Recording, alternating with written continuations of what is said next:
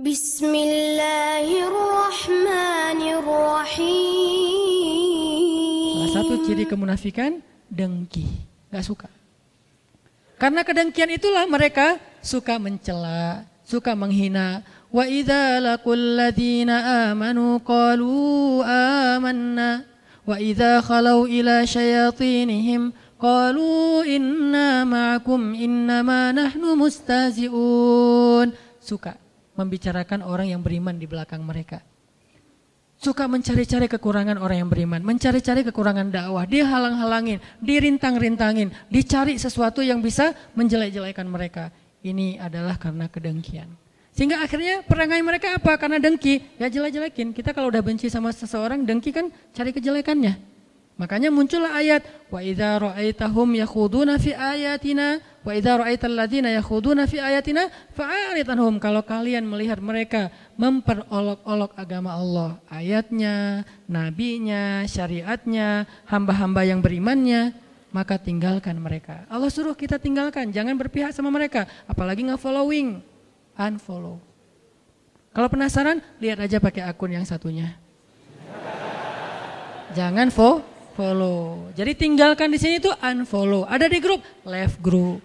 Tapi dengan baik. Kalau orang yang di dalam grup tadi menurut kita dia berbuat sesuatu yang nggak nyaman dalam urusan agama, kita tinggalkan grupnya. Tapi kita nggak boleh ninggalin orangnya. Kita hanya meninggalkan perangainya, tidak meninggalkan orangnya. Kalau orangnya suatu saat butuh, kita boleh menolong dia. Bahkan harus. Jangan mentang-mentang dia pernah menghina agama Allah. Terus kalau dia butuh kita nggak nolongin dia, enggak, tetap kita tolongin kalau kita mampu. Siapa yang menolong? Yang paling dekat dengan dia hubungannya. Al-aqrab summal aqrab. Adil ya, fair ya. Dalam urusan kesalahannya kita nggak mau ikutan. Tapi dalam urusan kebutuhan manusiawinya kita akan menolong dia. Itu fair banget. Itulah rahmatan lil alamin. Itu Islam. Bukan ditinggalkan sama sekali, itu ekstremis. Bukan juga berpihak banget sama dia, itu namanya cari muka. Atau dia labil nggak punya sikap. Islam itu wasaton, tengah-tengah. Arti tengah-tengah bukan labil. Dia dalam satu hal bersikap tegas, di sifatnya dalam hal yang lain dia bersikap penuh dengan kasih sayang. Satu, dengki, penyakitnya. Dua, penyakit munafik adalah sombong. Penyakit hatinya orang munafik adalah sombong. Memandang orang-orang yang beribadah kepada Allah, memandang orang-orang yang taat kepada Allah itu rendah. Dianggap mereka orang yang rendahan. Sehingga mereka nggak mau gabung dengan orang-orang yang beribadah ini. Terjadi di Al-Baqarah, wa idza qila lahum aminu kama amanan nas. Kalau dibilang ke mereka, yuk kita beriman seperti orang-orang sudah pada beriman. Apa jawaban mereka? Qalu anu'minu kama amanas sufaha. Masa kami mau beriman seperti orang-orang sufaha? Apa arti sufaha? Arazil. Apa arti arazil? Rendahan. Jadi mereka menganggap rendah kepada orang lain. Menganggap orang yang gak sukses, orang yang miskin, orang yang gak educated, orang yang terbelakang, orang yang misalnya primitif, orang yang enggak modern, orang yang misalnya konservatif atau apapun lah istilah-istilahnya ini. Sehingga dia selalu melihat Islam itu rendah aja. Islam ini ya kasihan, Islam ini penuh dengan masalah, Islam ini jelek, Islam ini apa. Dia selalu melihat kejelekan-kejelekan kaum muslimin dan merendahkan kaum muslimin. Ini karena sombong. Dan ketika kita baca di surat Al-Kahfi, ada perumpamaan yang Allah angkat dari sebuah kisah tentang dua orang laki-laki kan. Yang satu diberikan harta dan diberikan pengikut yang banyak, followersnya banyak. Yang satu lagi nggak diberikan harta dan tidak diberikan pengikut yang banyak. Dia bukan selebgram. Yang selebgram ini bilang harta saya lebih banyak dan pengikut saya lebih kuat. Ternyata hasilnya apa dengan kesombongan dia? Akhirnya Allah Subhanahu wa taala membinasakan dia dengan ditenggelamkan ke dalam bumi dan dibakar hangus seluruh harta-hartanya oleh Allah Subhanahu wa taala. Ini karena sombong. Dan kesombongan adalah salah satu di antara dosa besar. Sampai disebut sebagai di antara mengambil satu di antara dua kain Allah Subhanahu wa taala. Jadi kalau dalam ibadah umroh dan haji itu kita pakai ihram. Ada yang bawahan, ada yang atasan seperti rida. Maka kata Allah, Allah punya dua helai kain. Nah, salah satunya adalah kesombongan. Siapa yang menyombongkan diri, dia telah mengambil salah satu di antara pakaian Allah. Arti pakaian Allah itu kehormatan Allah dan itu nggak boleh diambil oleh makhluk. Hanya Allah yang boleh sombong. Makanya al-mutakabbir cuma Allah. Kita nggak boleh. Sehingga siapapun yang di dalam hatinya ada mithqala dzarrah, sekecil zarrah kesombongan, la yadkhulul jannah, tidak akan masuk surga. Hati-hati dengan sifat sombong.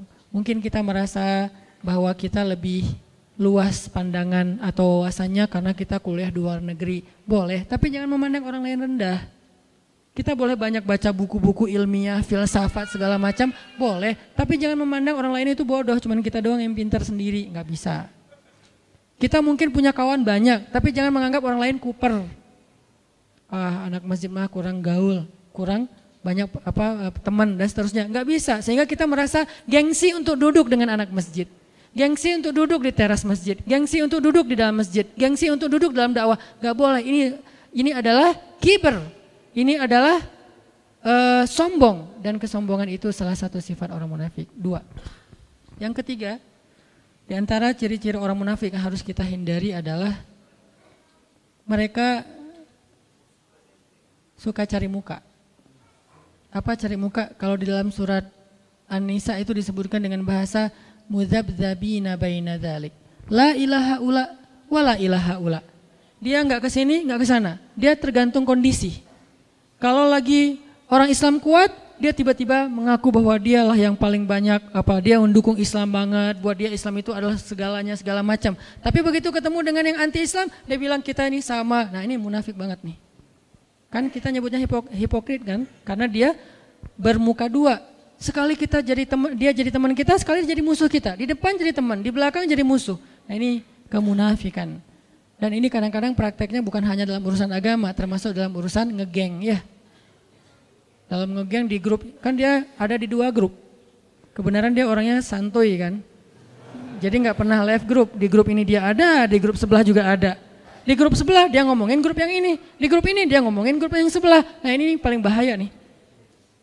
Orang yang kayak gini yang grup harus nge-live-in dia. Jangan dia yang live, karena dia nggak akan pernah live grup yang harus live dia. Caranya grup live dia, bikin lagi aja grup baru, cuman dia doang yang nggak di-invite.